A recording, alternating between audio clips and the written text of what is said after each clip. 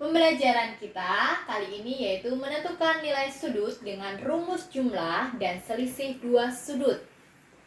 Nanti di sini kita menentukan nilai sudut dari sinus, kosinus, dan tangen. Ya, yang pertama kita tentukan sinus dari jumlah dan selisih dua sudut. Kita dari yang jumlah dulu ya, berarti jumlah dua sudut pada sinus ya. Berarti rumusnya adalah sinus alfa ditambah beta sama dengan sinus alfa kosinus beta ditambah kosinus alfa sinus beta ya. Jadi kalau sin itu adalah sin cos kosin ya. Caranya gini, sin cos kosin, dimana alfa betanya mengikuti alfa beta, dan tanda dari ini mengikuti dalam soal. Kalau dia penjumlahan ikutin, berarti juga penjumlahan. Sedangkan ini yang pertama ya. Yang kedua berarti selisihnya, selisih dua sudut masih dalam sinus. Berarti sin alfa dikurang beta sama dengan sin cos kosin. Berarti sin alfa cos beta diapakan? Ikutin soalnya. Berarti min, berarti di sini juga min cos alfa sin beta ya. Jadi ini untuk rumus yang jumlah dua sudut, sedangkan yang ini adalah untuk yang selisih dua sudut ya. Selisih itu artinya pengurangan, berarti dikurang. Kalau jumlah berarti ditambah. Nah, langsung saja ke contoh soalnya. Misalkan tentukan sin 75 derajat, tetapi tidak menggunakan kalkulator. Jadi pakailah rumus dari jumlah atau rumus dari selisih. Nah, gimana cara mencarinya? Cara mencarinya masih kita gunakan yaitu sudut-sudut istimewa. Sin 75 bisa dari jumlah, bisa dari selisih. Nah, berarti kita harus cari 75 itu berapa tambah berapa atau berapa dikurang berapa dari sudut-sudut istimewa yang telah kita pelajari sebelumnya. Berarti kalau sin 75 itu kan berarti bisa 45 ditambah 30, ya enggak? Atau 30 tambah 45 sama aja. Berarti sin 75 derajat sama dengan sin 30 derajat ditambah 45 derajat, ya kan? Nah, berarti ini kan seperti yang ini, yaitu jumlah dari dua sudut. Ini sebagai alfa, ini sebagai beta. Misalkan kita tukar 45 yang di depan, boleh nggak? Boleh, sama aja ya. Nah, berarti langsung saja sin 30 derajat ditambah 45. Rumusnya apa? Sin cos kosin. Kalau penjumlahan juga ikut penjumlahan, berarti sin 30 derajat cos 45 derajat ditambah apa? Cos 30 derajat sin 45 derajat, ya kan? Nah, berarti sama dengan sin 30 berapa? Setengah. Cos 45 setengah akar 2 ditambah cos 30. Berarti setengah akar 3. Kemudian sin 45 berapa? Setengah akar 2. Nah, berarti kalau ada perkalian penjumlahan, berarti yang kita hitung yang mana? Ya, tentu saja yang perkalian. Setengah kali setengah akar 2 berapa? Setengah kali setengah 1/4. Akar 2 ditambah setengah kali setengah 1/4. Akar 3 kali akar 2 akar 6. Nah, kalau di sini ada akar 2, di sini ada akar 6, bisa nggak dijumlahkan? Tidak bisa, berarti sampai di sini, yaitu sin 75 derajat adalah 1/4 akar 2 ditambah 1/4 akar 6. Kalau misalkan kalian ubah atau kalian dalam pilihan ganda besok tidak ada jawaban seperti ini, bisa kalian ubah. Karena di sini ada 1/4, di sini ada 1/4, berarti 1/4-nya ditaruh di depan. Baru buka kurung, ini ada akar 2, Karena di sini ditambah, ikutin ditambah akar 6 ya. Jadi yang atas ini benar atau yang bawah juga benar. Oke ya. Ini adalah sinus dari 75 derajat. Nah, bagaimana kita pakai yang selisih? Ibu contohkan yang dengan menggunakan selisih.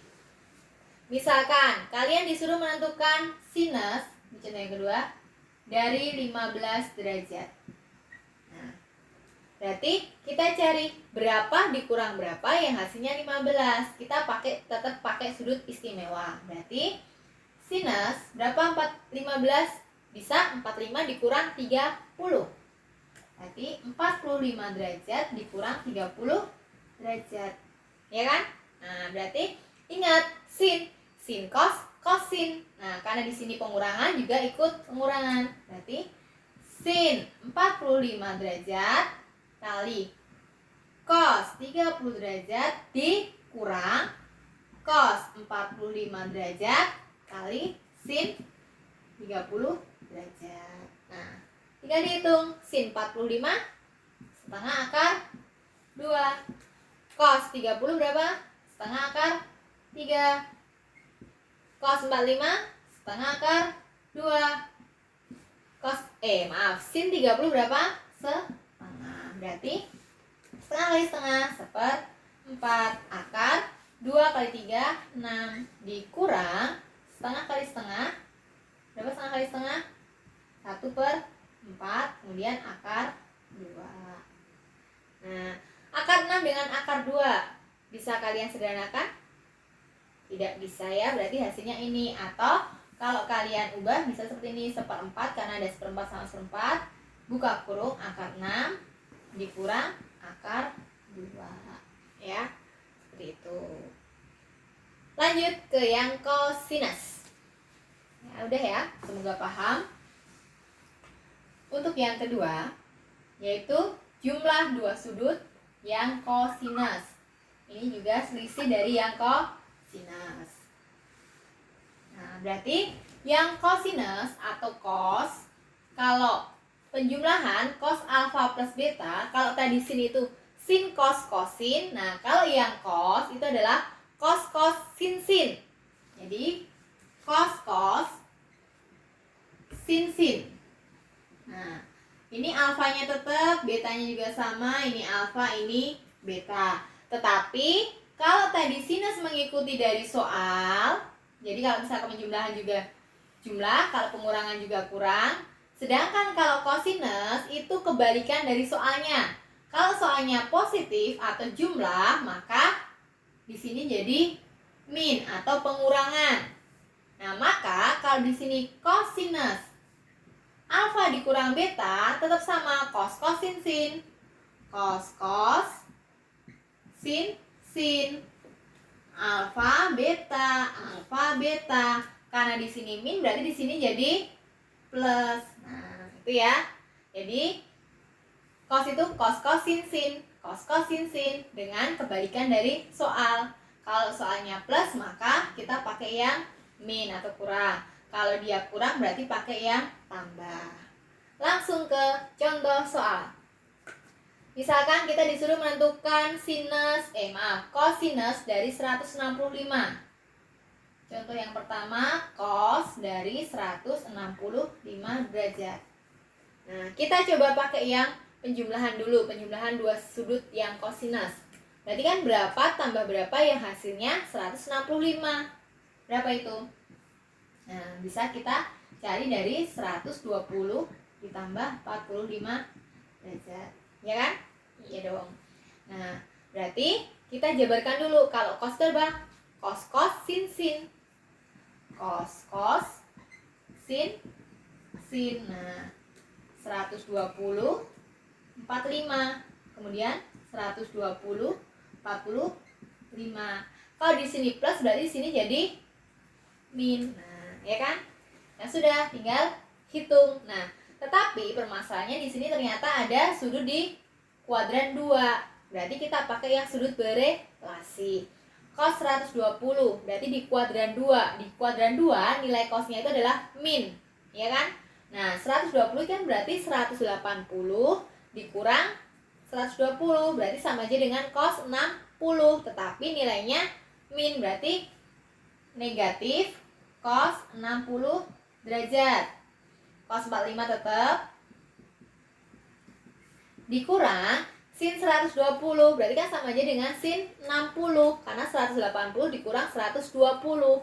Nah, tetapi sinusnya di kuadran 2 apa? Positif, berarti tetap positif kali min ketemu min, berarti tetap sin 60 derajat kali sin dari 45 derajat. Berarti berapa? Nanti min ya, cos 60 berapa? Cos 60 adalah setengah, berarti min setengah kali cos 45 setengah akar 2 dikurang sin 60. Sin 60 berapa? Setengah akar 3 sin 45 setengah akar 2. Nah, berarti min setengah kali setengah berarti min 1/4 akar 2 dikurang 1/4 berapa ini? Akar 6 ya. Berarti hasilnya adalah min 1/4 akar 2 dikurang 1/4 akar 6. Kalau misalkan mau kalian ubah menjadi bentuk yang lain, boleh. Sama-sama mempunyai min, berarti bisa min 1/4 buka kurung, karena di sini sudah ada min 1/4 masih kurang akar 2. Nah, di sini min, sedangkan di sini sudah min, berarti sini tinggal plus akar 6. Nah, gitu ya. Jadi yang atas ini udah bisa, yang bawah juga bisa. Oke ya. Nah, ini yang kosinus. Kita lanjut ke yang tangen atau tan. Atau mau yang selisih dulu? Selisih dari kosinus. Misalkan selisih dari kosinus yang gampang aja ya. Cos dari 15 derajat. Berarti sama aja dengan yang tadi, yaitu cos berapa? 45 derajat dikurang 30 derajat. Sama ya, cos. Kemudian sin. Berarti cos 45 derajat, cos 30 derajat, sin 45, sin 30 derajat. Karena di sini min berarti berubah menjadi plus. Nah, cos 45 setengah akar 2, cos 30 setengah akar 3 ditambah sin 45 setengah akar 2, sin 30 setengah, ya kan? Berarti 1/4 akar 6 ditambah 1/4 akar 2. Atau bisa kita sederhanakan 1/4 akar 6 ditambah akar 2. Nah ya. Jadi semua itu bisa kalian kerjakan, bisa mudah kalian kerjakan. Pertama, kalian tinggal menjabarkan rumusnya. Yang kedua, kalian harus ingat rumus atau harus ingat sudut-sudut istimewa dari sin, cos, dan tan. Kemudian juga harus tahu tentang sudut berelasi.